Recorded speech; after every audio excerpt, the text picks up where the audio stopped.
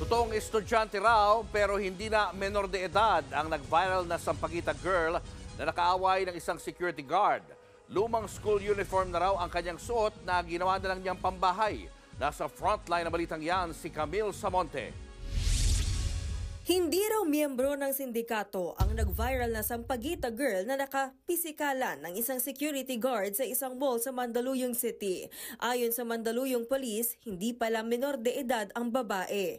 Sa katunayan, college student na siya at scholar sa isang private school. Nagtitinda raw ng Sampaguita ang babae para makatulong sa kanyang pamilya, lalo't kakademolish lang ng kanilang bahay. I-clarify po natin na yung bata po ay totoo pong estudyante. In fact nga po, siya po ay scholar ng isang private institution at matalinong bata. Yun po ay pinatunayan din ng barangay.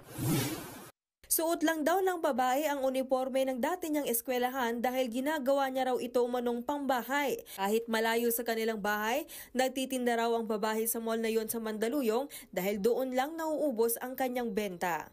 Kahapon, binisita na rin ng Mandaluyong Police at Commission on Human Rights ang babae at binigyan ng legal assistance.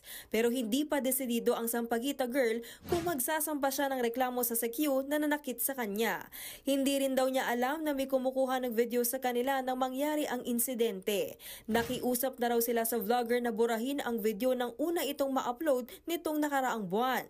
Kaya nagulat sila nang bigla itong i-re-upload at dito na nga nag-viral. Depende po sa pamilya kung talaga magpupush po sila ng kaso against the vlogger at saka doon sa security guard.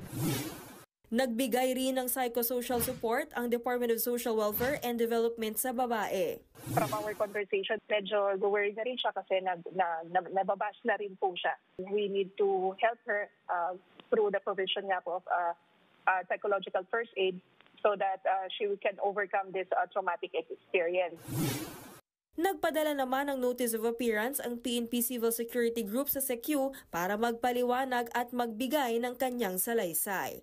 Nagbabalita mula sa Frontline, Camille Samonte, News 5.